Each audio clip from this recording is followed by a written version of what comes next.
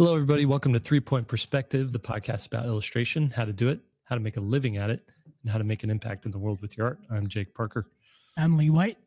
And I'm Samantha Cotterill. All three of us are professional illustrators, and for the last 25 years have worked with every major publisher and publication in the biz.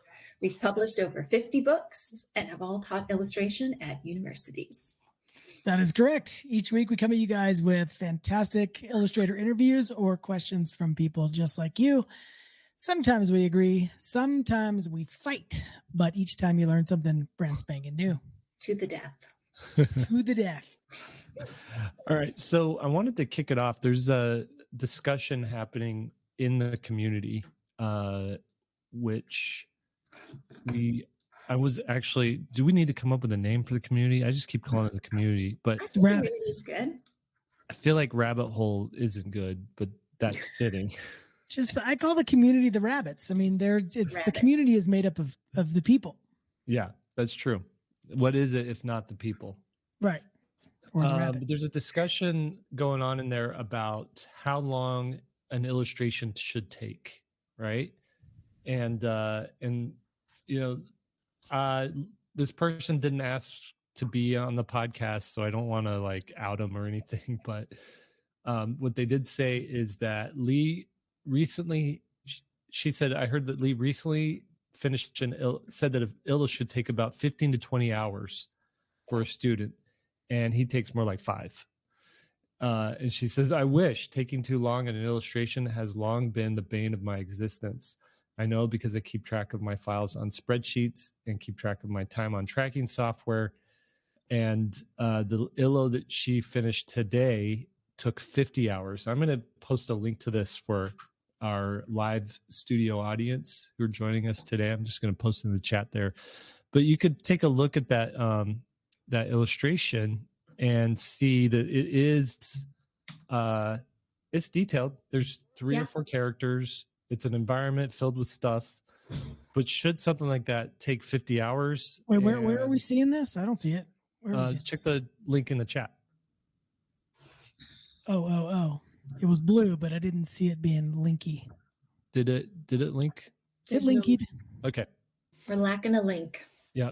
And this is a podcast friendly episode, or at least this part of it, because I'm not sharing my screen or anything. Again, we didn't get permission to share this on the podcast. I just wanted to point it out. Weren't we talking about this though when I was bringing up the Tom Cruise movie? Yeah, remember that? The Edge of Tomorrow? Yeah. So you're going to want to watch, if you haven't seen it, you're going to want to watch that podcast we did, was that a week or 2 ago? Right. But the real speed, the gist of that one was that the speed is not earned by rushing or by trying to be faster. The speed is learned by knowing which potholes to avoid before you come to them. Everybody hits the pothole, and that's what takes the long time to fix, what happens when you hit the potholes.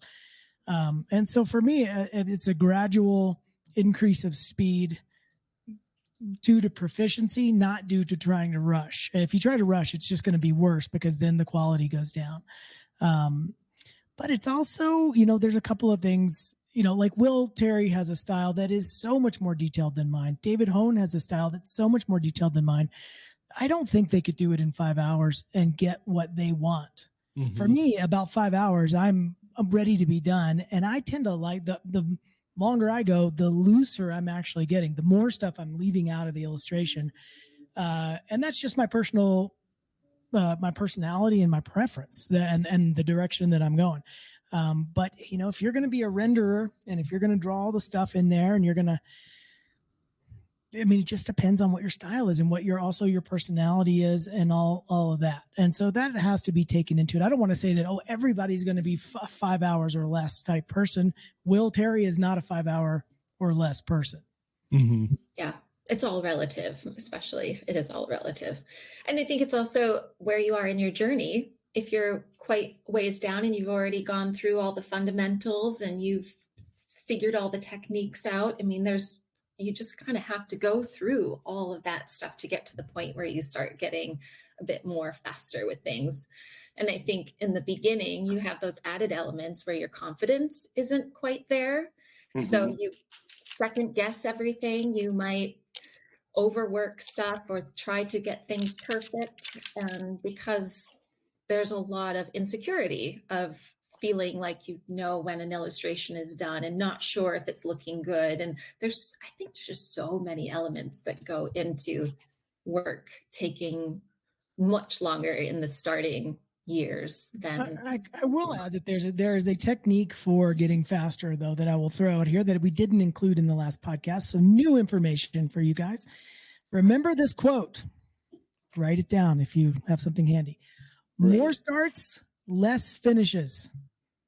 What I find with people who are basically stuck in that 40 to 60, 80 hour kind of illustration range is that everything needs to be finished.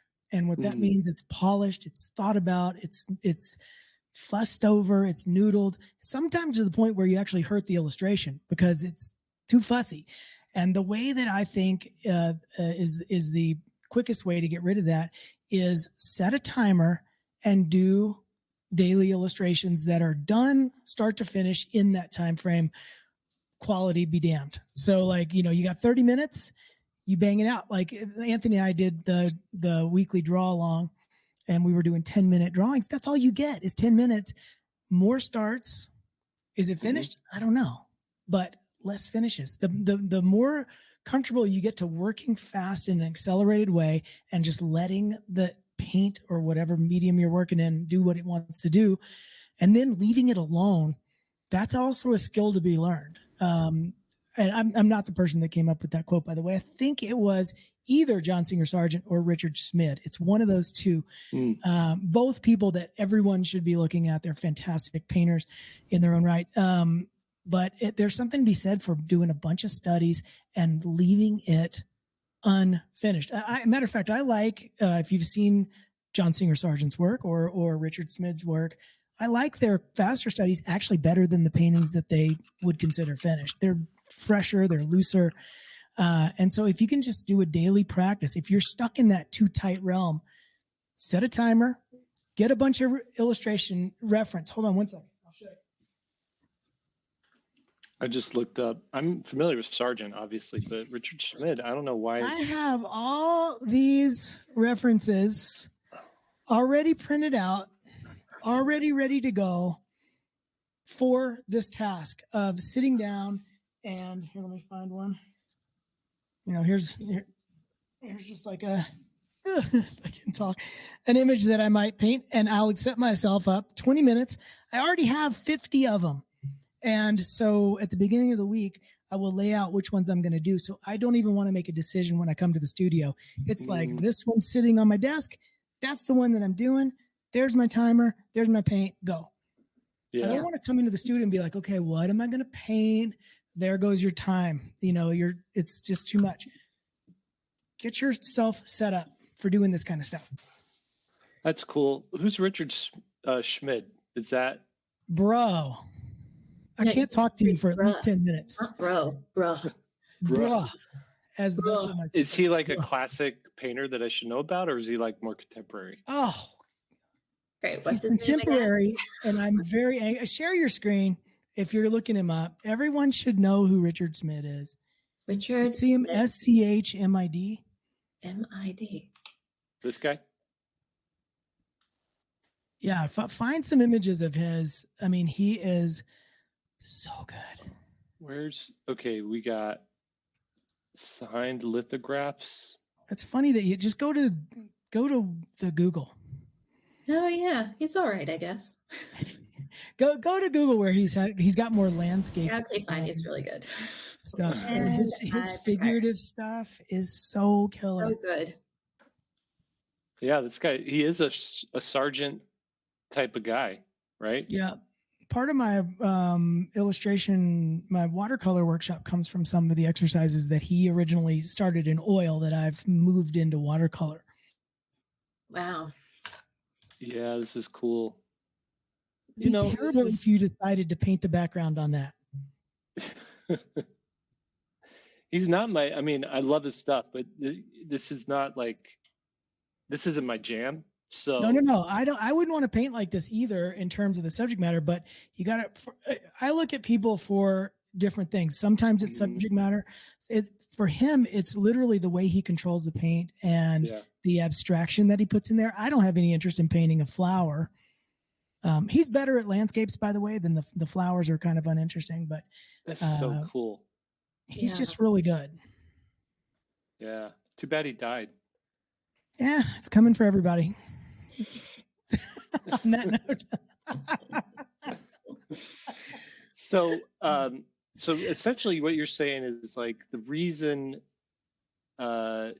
it's so much faster for you now is like you've eliminated, as you go along, you just sort of eliminate friction. It's kind of like if you look at animals that evolved to go into the ocean, whether they're mammals, reptiles, or fish, right, or amphibian, and they lose the fur because fur causes drag. They lose appendages, like grasping appendages, because those cause drag, and they just turn into fins, right? They and I feel like as an artist, you're going through life and you're creating art, and you're just losing pieces of you that cause drag, so you can get into that studio, make some art, and get out of there. Well, I wouldn't say typically you don't want to spend as little time as possible in the studio, but so you can get more accomplished in the time that you have. Right. The bigger thing I think that more starts, less finishes does for you is it separates what's important from what's not important. If you got 20 minutes to make a painting, you will do the things that are important and you'll leave off the stuff that isn't. Otherwise, you won't get anywhere. And once you start to reinforce what that is, your process becomes different. Yeah. I keep wanting to say more starts, less farts. It rhymes. There's a t-shirt in there. I will say this too. One of the things that I did to like speed up was switch mediums too. I don't, all the episodes blur together, so I can't remember where I talked about this, but I used to render out in pencil, and now I choose ink and like digital coloring as opposed to pencil and watercolor and stuff like that. I liked your pencil stuff though. Yeah, it was cool. And maybe I'll go back to that someday. But what I've found is one of my strengths is like visual comic book storytelling, sequential art. And really, I feel like in comics, yeah, you could draw a cool page and the page looks cool. But sometimes you can look at individual panels, and that panel just has to get the job done. It just has to like show two characters speaking to each other. And every page sort of has one panel that's like the anchor panel, the one that everybody looks to. It's the one that all the other panels are like driving you to, whether it's a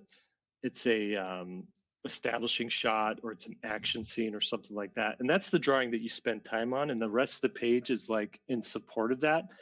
And then that's repeated on a bigger scale. So then there's one like spread that is like the anchor spread for the entire comic, right? And then in a graphic novel, there's usually a couple of those like spreads or like really polished like impact images, right?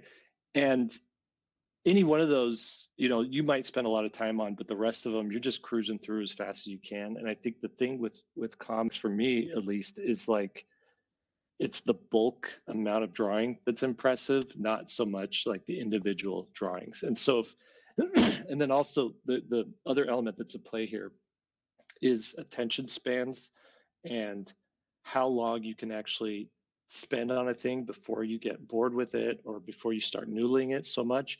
And comics is perfect for me because I want to be able to finish a drawing in an hour. I want to sit down and be done with some chunk of art in a couple of hours. And that's like the perfect time for me to either lay out a page or to pencil a page or to pencil half a page or to ink a page. And so if I break it up in those chunks, I feel like I'm getting stuff done and I'm working on the overall bigger thing of a project, but there's like these little checkpoints along the way that I'm very happy and confident with. And and I feel like if this was applied to like a painting, if I was working on an oil painting that's, 5 feet by 4 feet or whatever, that's big on the wall, and I'm going in there and adding paint strokes and stuff like that would just kill me inside to have to spend, those paintings, people spend months on those things. And I'm like, I can't do that. I have to like have, 30 pages done in or 50 pages done in that same amount of time.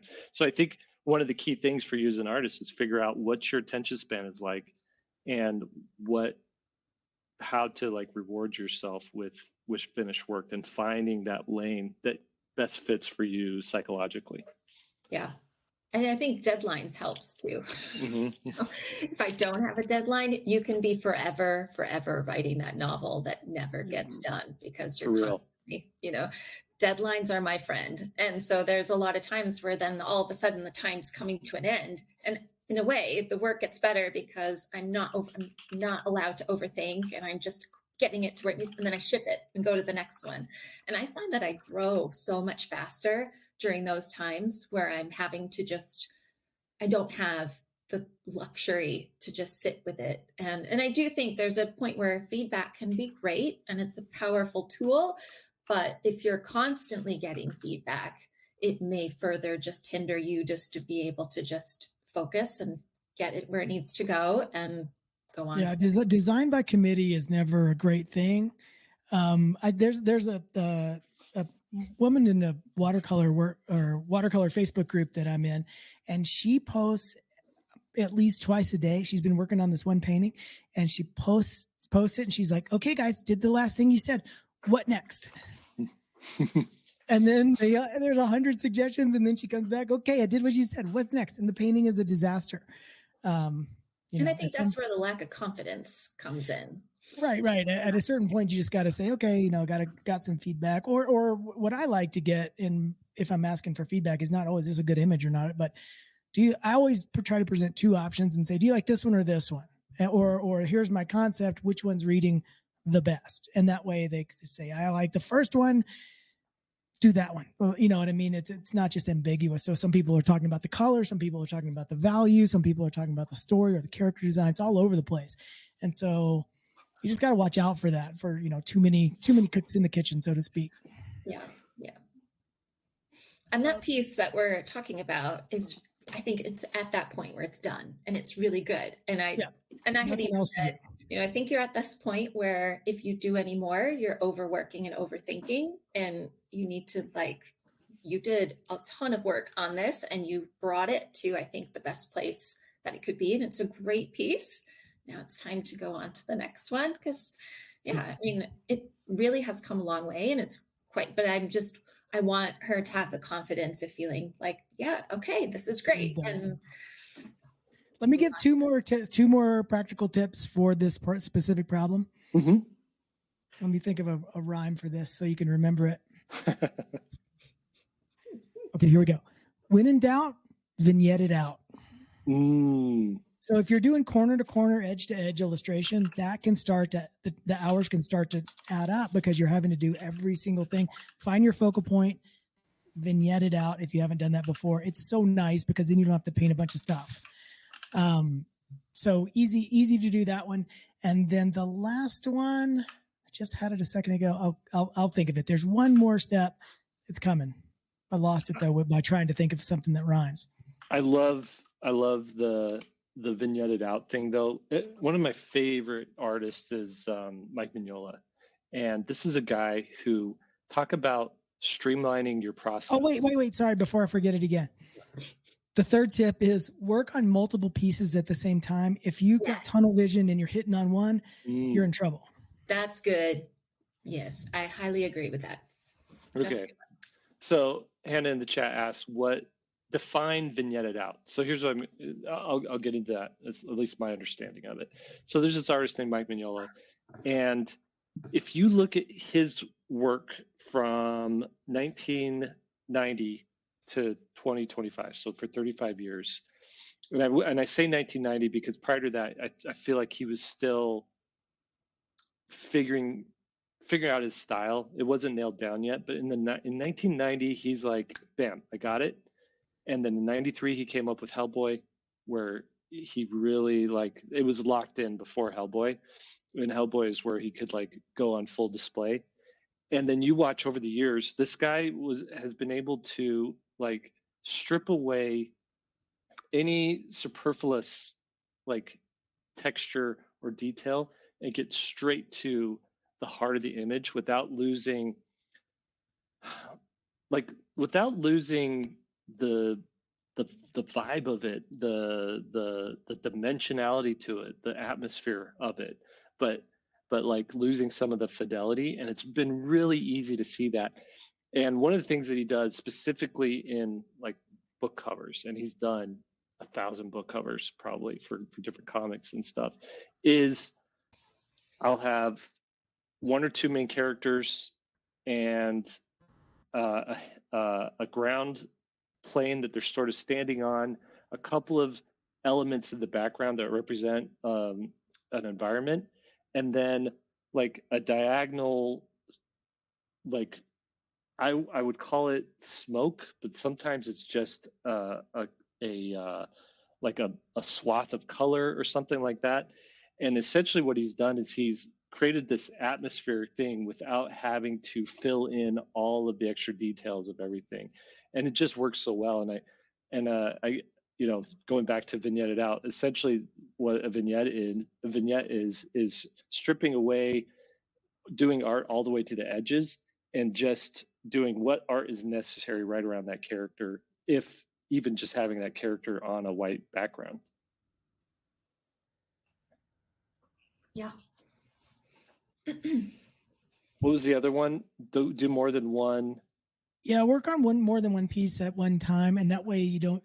The problem with working on one thing is it can all of a sudden start to take over your thoughts. Even when you walk away from it, you're like, oh, should I lighten that area or should I change that little spot? But if you're doing a couple of pieces, it takes that sort of pressure away. And I find it a little easier to be fresh, especially if they're in different stages. One's getting close to finish. One of them you're working on the sketches. Just have like 3 in rotation at all times. It's my advice there. Cool. Yeah, I think that's good advice. That's good. Speaking of Mike Mignola, I have a folder that is probably 15 years old of anytime I see cool art of his that's that at a decent resolution posted online, I just right click, save that into the Mignola folder. And it is like jam packed. I'm just going to, for the people here in the chat, I'm going to send you a Dropbox link to it.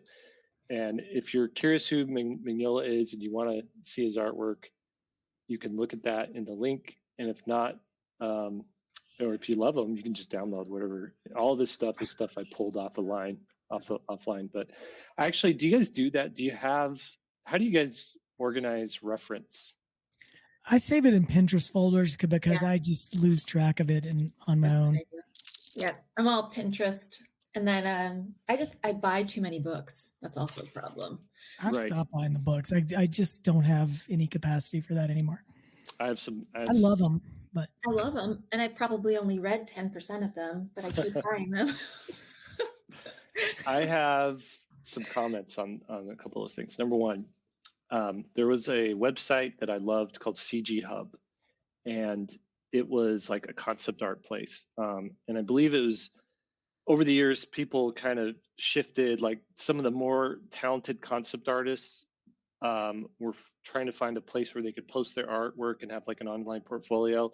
And some people left DeviantArt to go to, I don't know if it was DeviantArt or conceptart.org or whatever, but CG Hub was like this awesome, tight little website that had just like click for click the most coolest artwork on it. Like I don't know where all the bad artists were. They had figured out not to post bad art, like not to like have you see the bad art or not. So I went in there and you could like and favorite the artwork. And so I had this massive folder on CG Hub because I had an account there. of all of like my favorites in there. And one day I went to go check my favorites because I needed reference, and CG Hub had shut down. It closed up with all of my favorites gone. And I was like, never again. Never will that happen to me again. So now what I do is, and this is my advice for anybody, because artists can do this thing. I mean, look at this bookshelf, right? You'll collect books. You're like, oh, that'd be good for a project. Oh, this might be something I'll be into at some point. And then you end up not like reading all of them or not using reference for all of them.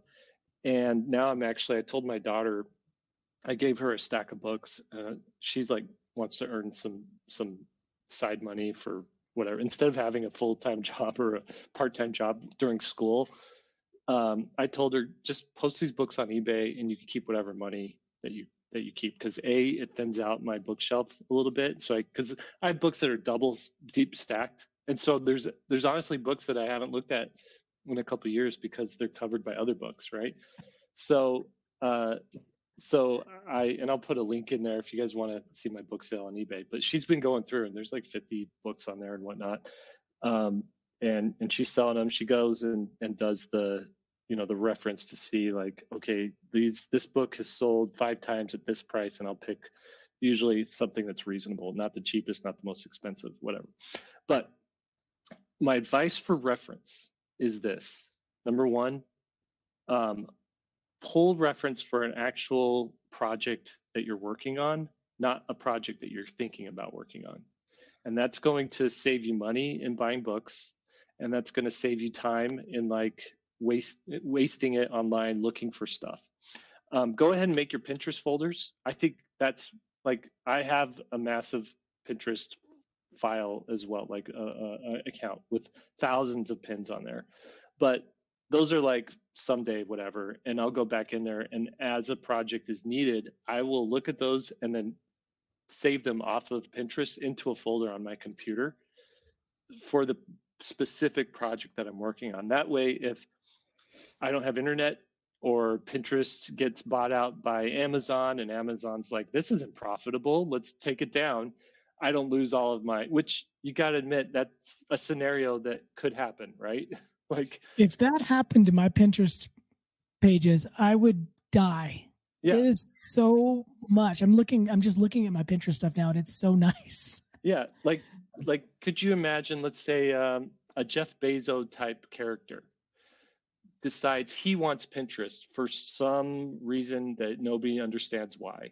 And he comes in and starts messing with it, and it turns it into what it wasn't before. It's either like filled with spam, filled with AI, filled with like crazy people.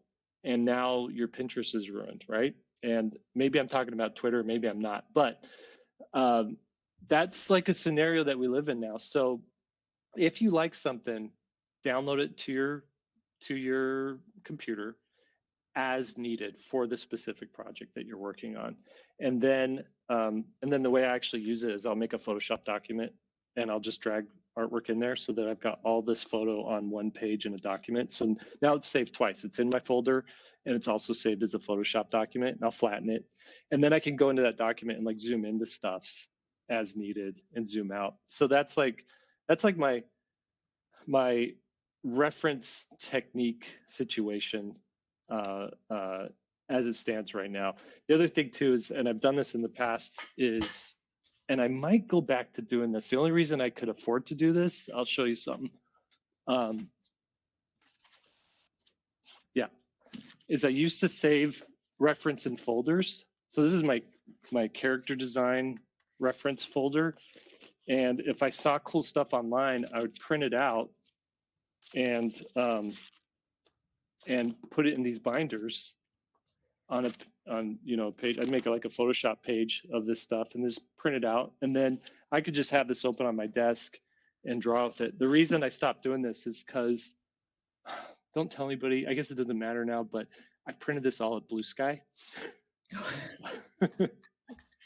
Blue Sky got ask for those print money. Blue Sky got bought out by Disney, and then they shut down Blue Sky. And I feel zero responsibility for that. This was way before that any of that happened. Anyway, but but this was, and I justified it because I kept these at work if needed, and I would use them at work or whatever. So that's another cool thing, is like have these books where you just can grab stuff and put it in there. Sam, I know you have magazine subscriptions. What do you do with all the old magazines? Well, it's funny. I'm watching you and I'm like, you are so organized, because I would start with that binder and I would buy the clear sleeves and I'd be like, I'd get one in there, and then within a day I'd be like, forget it. I'm too lazy. It's too much work. I'll get put somewhere else. I want to share my screen because I want to talk about reference. Yeah. And so you guys seeing my page of Bart Forbes? Yes, got it right there. All right. So when I am looking at something for reference, not all the time, obviously, like I said, I've got the Pinterest page and it's got hundreds of images, but if somebody's doing something right, this is what I do. I grab a couple of images and then I make my hypothesis page. And then I'll do a painting using each one of these pieces that are in the text and say, okay, is that actually what makes that a cool painting? Like, can I take what I like out of that without being Bart Forbes or whoever I'm looking at? Did I get the gist of what I wanted out of that? And so it's not just looking at reference. Oh, that's cool. That's cool.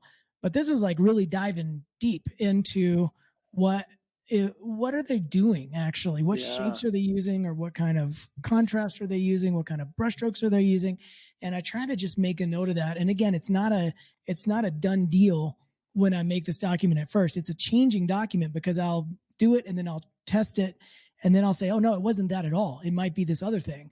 And then I'll change the document. But I just wanted to show you that because it's a little bit more of an active participation way of looking at reference and other artists and stuff versus passive. It's funny because I literally do this exact thing, but in not a technical way. Like I will buy a book and I paint. I scribble and I circle and I write little things that I like about the paintings. And then I actually test paints and I actually really love that. I have a lot of art books that now when I open them up, I see all my notes and my scribbles and my circles and I see my paint marks. And I'm just such a tactile person that I need a balance of books to just really touch and look and study. And then I have my Pinterest where, like Jake said, if I have a specific project, I'll generate and get information for that project. I did fall victim to what you said not to do because I suddenly decided last month that I wanted to build, what are those like sculpture things that turn a crank? Automata or no. Something like that. Automatrons. Yeah. So naturally I bought 5 books on the subject and now they're still sitting on the corner on the floor, and it was not for a specific project. But just in case. And that is not a good tip. So please don't do that. I found this amazing Japanese woodworker that makes those things, little crank things. And he made this this goose. I don't know if it was life size or close, but it looked like a full-size goose, and its wings flapped as you cranked it. But then he figured out somehow that certain wood, when they rub up against each other, squeak, and so as it flaps, it honks like a goose. So it's all wah, wah, wah. And I'm just like, oh. And then he did another one where these 2 frogs are like opening their mouths, ribbiting to each other, and you know those little frog things that you rub the stick on the rigid back. Have you seen those? Yeah. So he incorporated a ridge in the cranking mechanism. So when they open their mouths, they ribbit. They're like, rah, rah. This stuff. I looked at that stuff and I was like, geez, how is there a way that I could justify spending the 50 hours needed to like carve one of these out of wood? I bought a sculpture like that from an art fair from somebody who was making that stuff out of metal. I remember. Yeah, I remember you showing that. Yeah, it was amazing. I mean, and it's still up front. It basically, when the wind hits it, it starts to flap like that. It's this cool little, almost steampunky looking thing. And I left it outside, and we got hit with a tornado in my neighborhood. Oh no! And so it broke one of the wings on there. So a little damaged duck. Dang it. Wow. Well, and I think this goes back to what you were saying, Lee, when you have to find, or was it Lee or Jake talking about what your attention span level is? Because I started it and it was like, just make these gears and these gears. And I finally was like, oh, that's just too much. I can't do that. It's going to take way too long. I'm not going to have the focus for this. So I wanted the end result without all the work to get to the end result. I'm like, come on, I just want to, magic happens and it's done. Oh, Jake, this stuff is amazing. I just posted a link to it in the chat there. That is incredible. The one that that initially saw this is a cat. Somehow they figured out that there's like this cat with a movable head, and there's a little bar underneath that you can twist it and turn it, and it moves the cat's head, and then it also follows a ball. So wherever it looks like wherever the ball moves, the cat's head is like following it and looking at it. Oh yeah, I see that one. Well, I saw someone that was doing them for toilet roll holders, and I was like, I want one of those. There's like a dog riding a bicycle as you unroll the toilet paper. I was like, well, everyone needs one of those. That's when I worked in there's a place I worked at called Imagine Learning in Utah, and we had like this cozy little art department. It was like 5 of us, I think, or 6 of us, and it was this like big education company. We made software for these elementary school students to learn math and English and Spanish and stuff like that. And so this little art department, we got to know each other really well. And one of the things we started doing was like little field trips where we'd go visit a museum or we'd go visit, you know, an artist's studio or something like that. And I don't know who knew about this. I don't know how we found this guy, but we went to this guy's house in this little neighborhood. It was a couple miles away from the studio. And his house was like a normal suburban, like tiny house that was built in the 40s. And he had a full shed and a full front room and covered in shelves, and every shelf had little things like these wooden automatons, like cranking automatons, but they're all made out of like metal, sheet metal, and like little mini, you know, they were so well crafted that they were almost seamless in a way, almost like a musical instrument, like a brass instrument. You can tell it's handcrafted, but you can't see where the seams are and stuff like that. And he had like little engines that he made that were powered by like alcohol. So you'd pour in rubbing alcohol and then you'd light it and it'd be like and just be running there. And then you'd hook that up to another thing and like the duck's wings would be flapping and stuff like that. And it was some people have more time than others. I just don't see how you could make that. That was his hobby. The guy was like 100 years old and he'd been doing them his whole life. And I think what happened was he died a few years after that, and he somehow left his collection after the kids took whatever ones they wanted. He left the rest of it to another guy who started getting an artist that we know. And I may have this story completely wrong. I may have fabricated it in my head, but it feels like something I heard. There's an artist named Guy Francis in Utah who makes that kind of stuff and was sort of like a protege to him.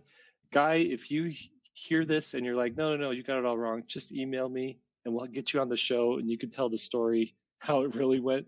But Guy started making that kind of stuff where it's like cut out wooden stuff with little metal wires and you crank it. And it was like his illustrations brought to life, kind of like the thing you bought, Lee.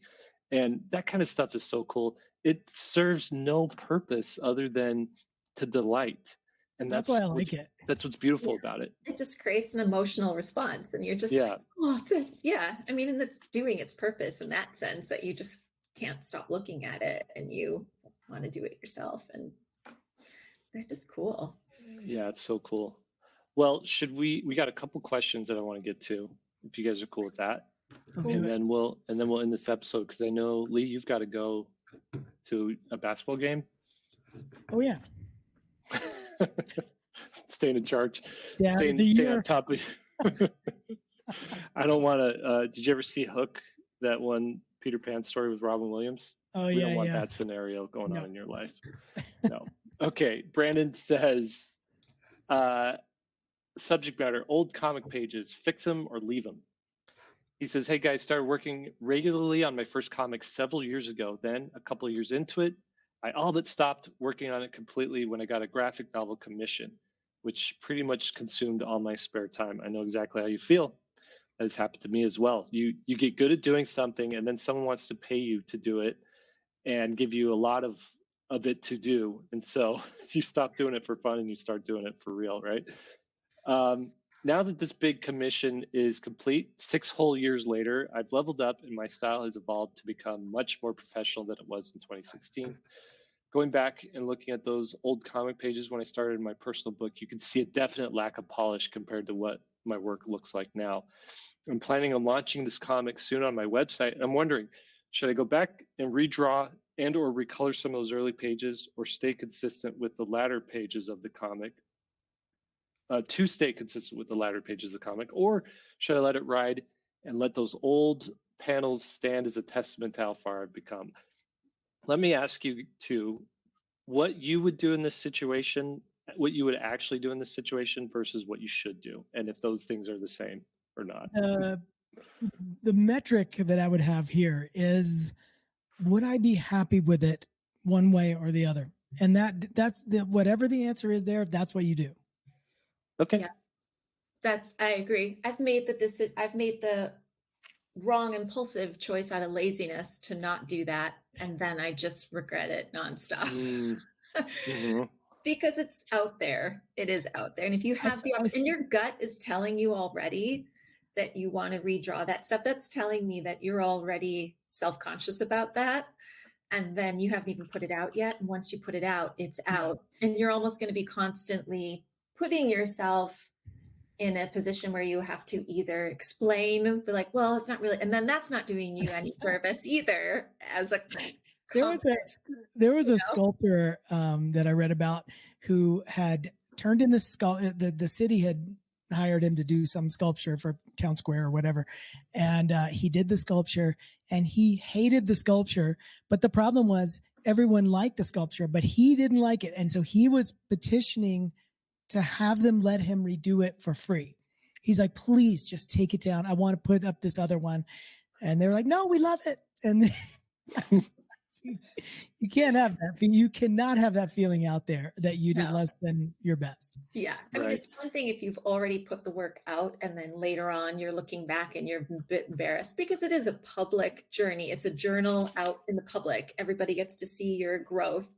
And so you look back at stuff, and when people bring up a book, you go, oh gosh, really? You still remember that one? Do you need to bring that one up? But this is a different case. This is where he's about to put all the work out. And he already doesn't like that stuff. So don't regret it. Like, and I agree. So my initial thought on this was, no, just move forward, eyes forward. Just you've already drawn it, get going. But 6 years is a long time, and there's a lot of growth that can happen there. And I would say, if redoing those pages is going to increase the quality so much, like there's 2 metrics here: finishing the project versus having a nice polished project. I have to stand by what I've been preaching for 20 years now, and that's finished, not perfect. So you could go in and fix those things and noodle them, and it'll push off that finished version of it. And in that case, I don't think you're doing yourself a favor. But if you can say, you know what, I'm going to get whatever I can get done in a month and then move on and go to this rest of this book. And I think that's kind of a healthier way to go about it. That way you don't sacrifice the finishedness of the project for the polishedness of the project. Yeah. The other thing too, though, you can't discount, like I said with Mike Mignola and other artists as well, is it's kind of endearing to see an artist grow over the course of a project, and to see that that they're learning just like we learn. Like, they're getting better. Their faces are getting more structured, and they're getting more polished on their faces over the course of the book, or they're so much better at drawing environments by the end of it than the beginning of it. And that's that's kind of fun and cool to see. And so, you know, if it's, I would say if it's like a subtle change from start to finish, keep it. But if it really is a drastic, like stick figures versus fully fleshed out, you know, figure drawings, then yeah, probably go back and fix them. Yeah. I mean, I think the 6 years is what makes me like, that's such a long time span. So like you said, the difference might be huge versus the time span being much shorter. That would anyone else really notice, or is that more you noticing the change? And it is, it's nice to see an evolution in work, but that 6 year, I don't know. I guess it's a case by case situation, but I just clicked on his link to his stuff. It's good. It is so really cool. good stuff. So check out chuckbook.com. It's CHUKBOOK.com. That's really great. And it's like, yeah, it's like a post-apocalyptic type of story where there's like a dog character with an aviator cap on. I love it. But then looking at his website, I kind of go back to what you were saying, Jake, because then I'm like, well, how bad was it 6 years ago? Because now once I looked up his work, I was curious to see what his work was 6 years ago. And maybe it's not as I'll say if his work, if his 6-year-old work is the work that's on his website right now, then I wouldn't edit. Then I wouldn't edit because it looks great. But if this work that is bad isn't been posted, then maybe, you know, maybe do what we were saying. So cool. Okay, next question, and then we'll wrap it up. Sound good? Yep. Okay.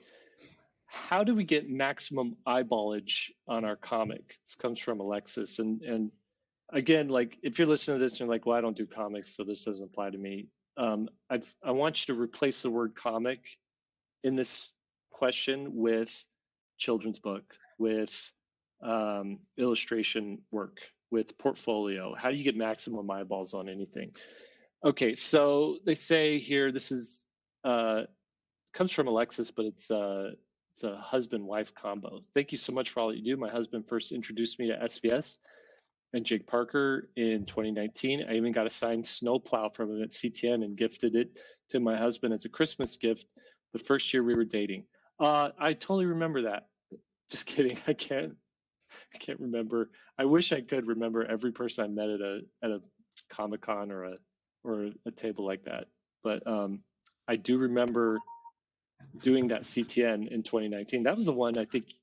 Were you and Will there? When did you guys come to CTN? It was like around that time. 2018. Yeah. Anyways, now SVS is something we both love to watch together. That's awesome. So my husband and I are working on a comic together and go back and forth on how to best get eyes on our comic right out of the gate. Should we make the comic in the traditional horizontal book format? Or since many people read comics nowadays on platforms like Webtoons, should we make it vertical format and publish it there first? So option 1, Webtoons, lots of potential viewers. And option 2 is kickstart a physical copy. And she's got some cons here and pros. So I just want to read through. If you are doing a comic, you kind of have, you really have 2 options when you're doing a comic. Finish it, launch a Kickstarter, and show it to if you're going indie, launch it to the world as a finished thing, like here it is, ready for you to buy.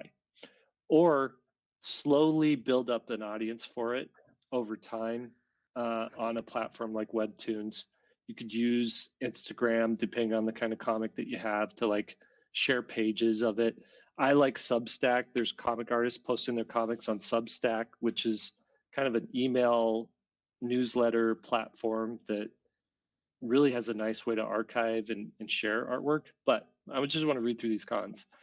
We both work full-time jobs and might struggle with the tight weekly posting schedule. And this is for option 1, posting it weekly, like dripping the comic out over time.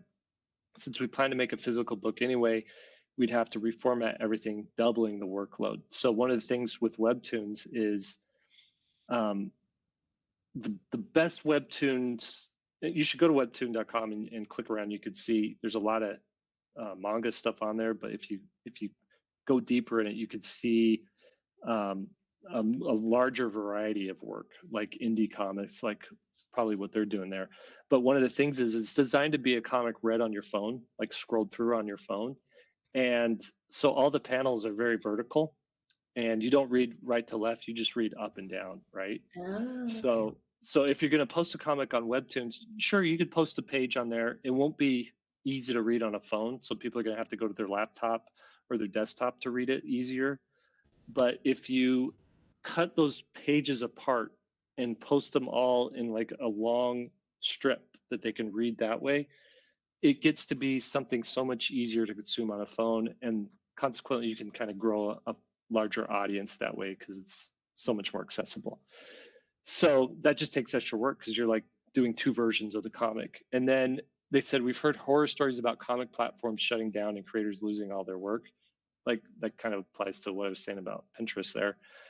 And then less creative control over how the comic is presented. So the pro on Webtoons is lots of potential viewers, you know, lots of eyeballs, less control. Okay. Option 2 is Kickstarter. The cons are we don't have a large social media following yet, so launching without an audience might result in low visibility. That's very true.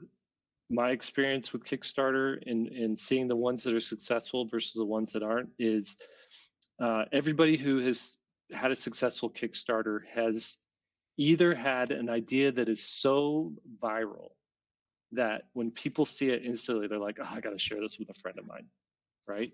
Or if not that, they have been working to build up an audience and drive them to this potential Kickstarter for over a year or 2 years, right? We're going to kickstart this in June of 2025, you know, and so that's just in the back of everybody's mind, so that over the course of a couple of years, 2,000 people are really into it. They can launch it, and boom, they're funded. The pros would be full control over the presentation, freedom to build an immersive website with character pages, Patreon support, behind the scenes content, etc. Okay, so I'm curious from you two, who are sort of outside the comic world but can bring your expertise from your worlds, how you would approach this, because sometimes it takes that outside perspective to really give people, you know, see things the way they're not used to seeing them. Yeah. I'm curious what the demographic is for this comic. Like when I think about, is it for college age, young, like that are people that will be just on their phones and don't necessarily use Kickstarter? That, like, I'm just curious, what's the usage of, does that make a difference? I mean, I just think of my son who's like, oh, we never look at kids to Kickstarter, and they're always just like checking stuff on their phone, and they share Webtoons with each other. And so is that the audience that you're wanting to build? Mm-hmm. Versus, do you miss a huge audience just trying to go straight to Kickstarter? I don't know what the demographic is, I guess. Well, wouldn't it be both? And I think the right advice here, I hate to be a cheesy salesman, but Self-Publishing Pro, we got 10 weeks of this question. Yeah. I mean, it really is. It's not going to be one thing or the other. I mean, I think I would caution against thinking of things in option 1 or option 2. It should be option 1 and option 2. True. Yeah. True. Yeah. Man, did you go to their website?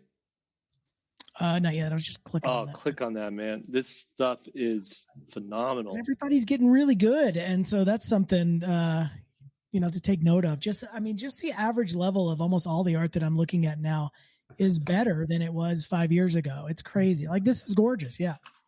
Yeah. It's bearandpixieart.com if you want to check it out. So I would say my gut reaction to this was, if you don't have an audience, work on that first. Okay. Work on that audience first, and it will, with this beautiful style and this eye-catching, like I look at this piece that's a mermaid swimming, like it's white-haired mermaid swimming with like just a massive fish, and it's so appealing and it's so engaging. And if you can do that kind of consistently good illustration work in your comic, you're going to grow in no time on a platform like Webtoons. It'll stand out from the other stuff. if you got a good engaging story, people are going to come back and want to know what happens next. And I would say, if it's a lot of work, since you guys both work full time, just what's the rush? What's the hurry? Build it out over 3 years instead of 1 year, especially you guys both have jobs and your bills are covered. Let this thing kind of grow on its own consistently and measurably over time. I keep pointing back to the book Slow Productivity by Cal Newport. I think every artist today should read that book or listen to it on Audible or whatever, however you can. And his whole thing is 3 things. Work at a reasonable pace, obsess over quality, and do fewer things. So the reason people are getting burned out and the reason people aren't finishing stuff is they're dotting around between 5 different projects, and they're letting quality, sacrificing quality to to be this frenzied, to have this frenzied approach to working on a bunch of different things. And obviously it's not a reasonable pace, because you're like, shoot, I've got to finish this thing by next year, which means I have to work on it every single Saturday. And if you could just take a step back, pick your one project, just give it the time it needs to breathe and work on it over time and build that audience. When you launch that Kickstarter, it will fund in day one, and it'll actually turn a profit by the time funding closes, because you've built a nice, loyal, loving fan base on a platform like Webtoons or Substack or or Patreon or any one of those things. The other thing with Patreon is people don't surf Patreon looking for projects to support. Every supporter on Patreon is there because they've seen your work somewhere else, really love it, and want to support it. And you're doing an active campaign to get people to join you on Patreon. I know, Lee, you just shut down Patreon because it's extra work that you got to do. If you're, there's 2 ways to run a Patreon. One, it's just the tip jar. I'm going to do what I'm doing over here. I'm not going to give the Patreon a ton of love and attention. It's just there for you to see behind the scenes of what I'm already working on. And that's a way to do it, but it's also hard to really grow that fast. The other it's option, impossible to grow that if you're doing the passive way. And that's sort of why I shut it down, because like what we were talking about earlier, being proud of the things that you're signing your name to. I liked my Patreon when I could support it and when I could add content to it. But with making the watercolor, all the workshop stuff that I'm doing now, and then with the extra engagement that we're doing right now with the community, I just realized I'm not going to be able to foster it in a way that I felt proud of. And so that's why I shut it down. Yeah.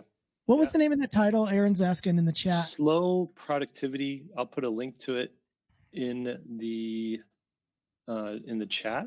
He's got a few different books, and so they're all sort of the same, though. The 3 that I tell people to read is So Good They Can't Ignore You if you're in your 20s, Deep Work if you're in your 30s, and Slow Productivity if you're in your 40s, 50s.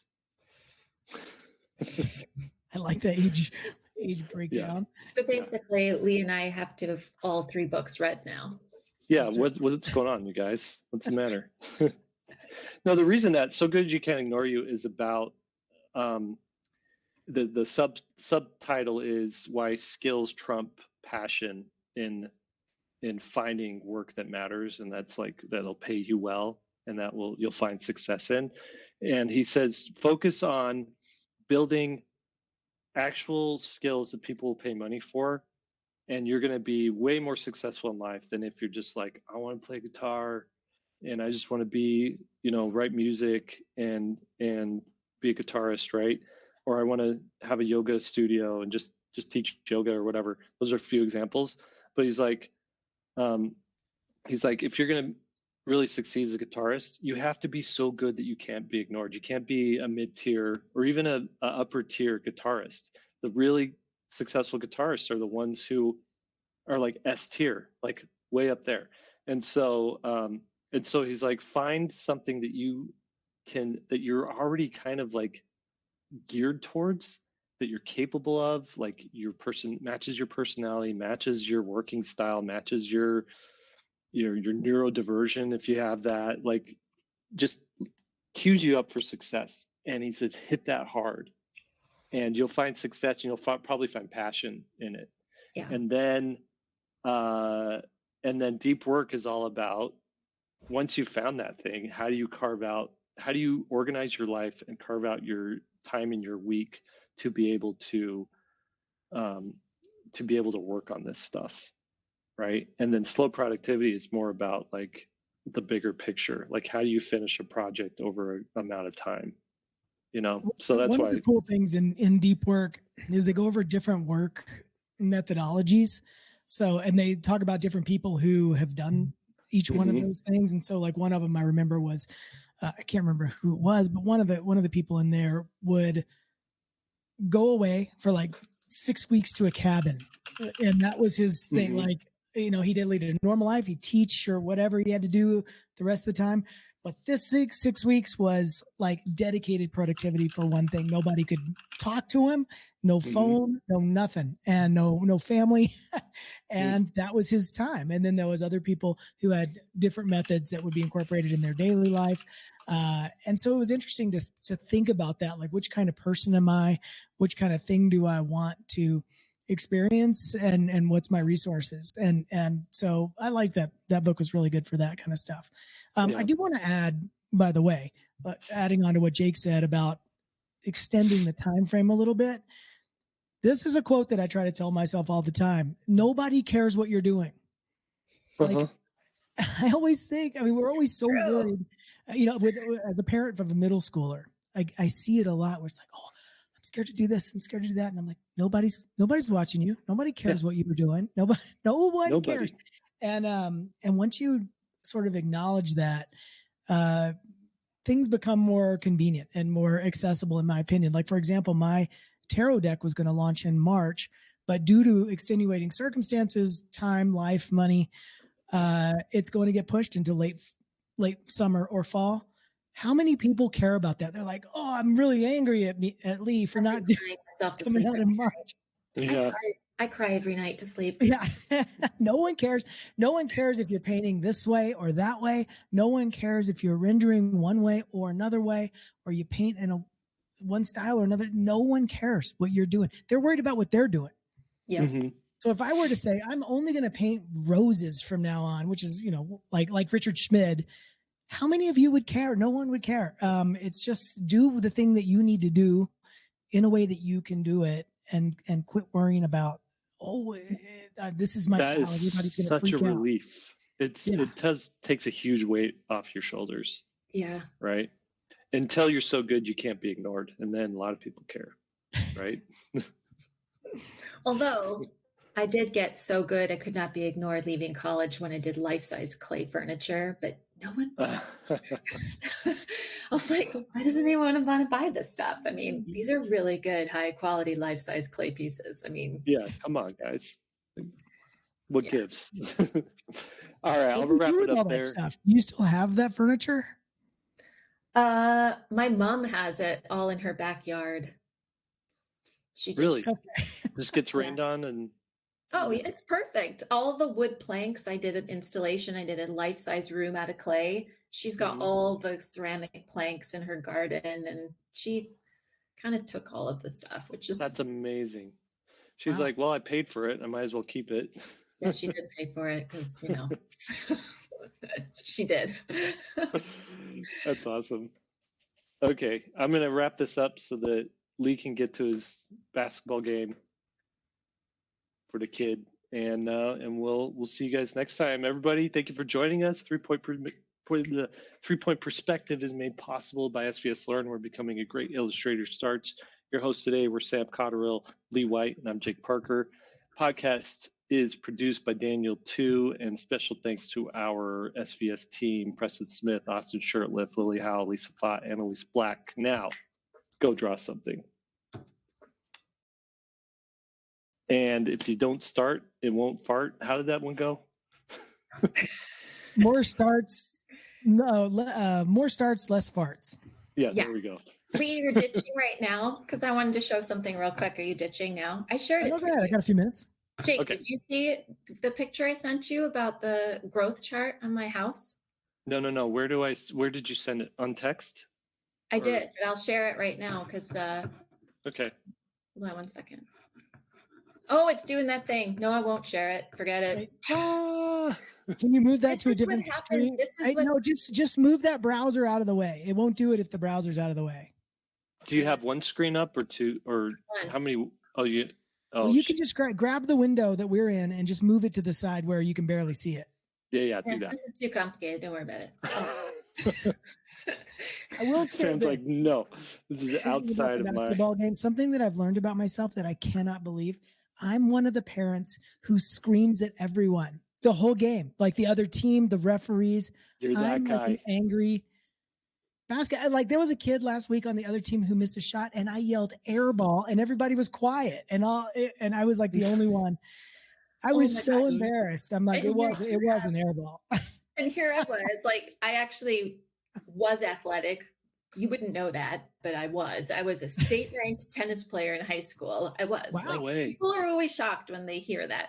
But my mom would always come to every match, and she would just be knitting and things like that. And I would get so mad at the end because I'm like, you don't say anything.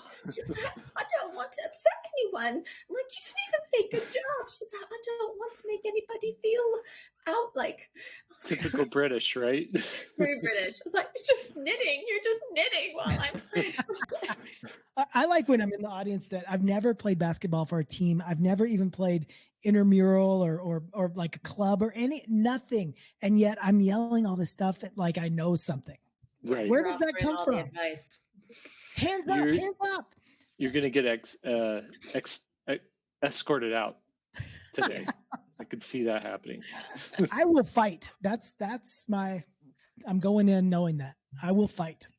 Somebody fouls my kid, I will punch. I can't wait to see you online from 20 different angles. Is everybody? I am waiting for that. I mean, do you think in our future, in everyone's future, there's some point where you're going to be on some collaged video where you did something stupid in public? I think that's everyone's future from now on. Yeah, probably. I'm sure. Probably.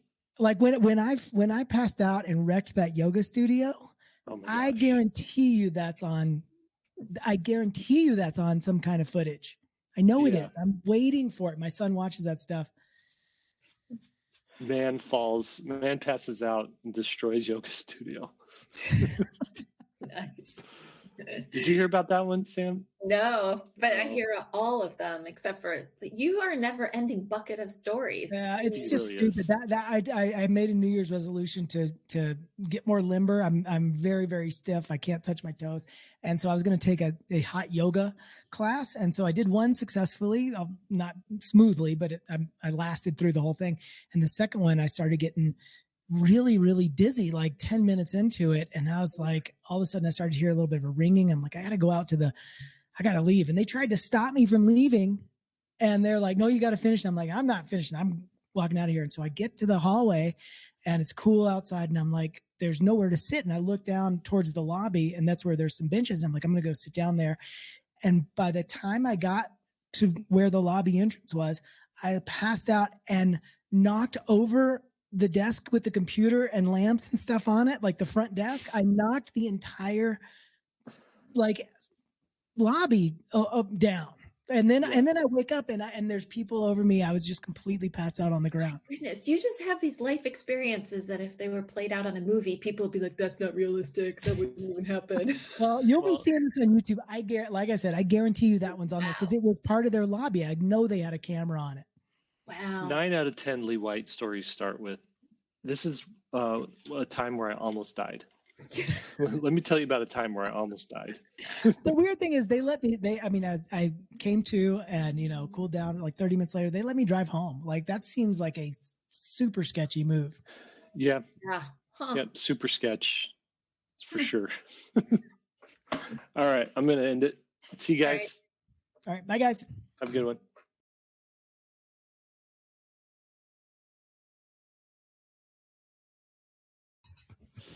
Hello.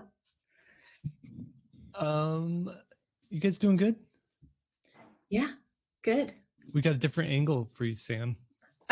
As you guys will probably all get used to, I constantly rearrange because I'm never happy. So you you will eventually get a 360 view because it's like every month. You know, be fun is I've done this in times past, but that is drawn a like top down view of my studio just to like share, like, this is what the space actually looks like. Oh, yeah, yeah. You know, I've always been a rearranger ever since I was a kid. I was always, and there's something about my mental space that I have to like redo everything. Drives my husband nuts because I'm always like tearing everything apart and redoing it. But that's how it is. Yeah. I'm pro now. Look, did you notice? I got a stand. Yeah, yeah. That's nice. That is pro move. And a screen. I'm like big time now. Big time. Is that what prompted the rearrangement of the studio? Well, yeah. If you get like an arm, then suddenly you have to do everything over to accommodate. I'm attaching a grid system to my ceiling this weekend. So, are you really? Yeah, because like, well, you guys can't see here. There we go. This is my rig for filming, and it's okay, but it's a little clumsy. These like bars get in the way of me actually painting.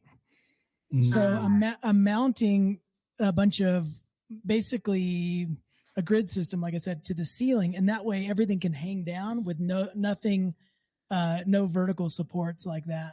Yeah. Well, that's good. That's a good idea. Yeah. Lee, if you watch that video, that Proco video I sent you, it shows his studio, and you can get some good ideas for camera setups and stuff because he's all set up to like record while he's painting. Oh, dude, I'd love to see that. I always like to see, because if somebody else has solved it better than I can, then that's even better. I'll have to look that up too. I'm just curious for 3D setup too, for showing stuff. Mm-hmm. What was his name? Proco, Proko.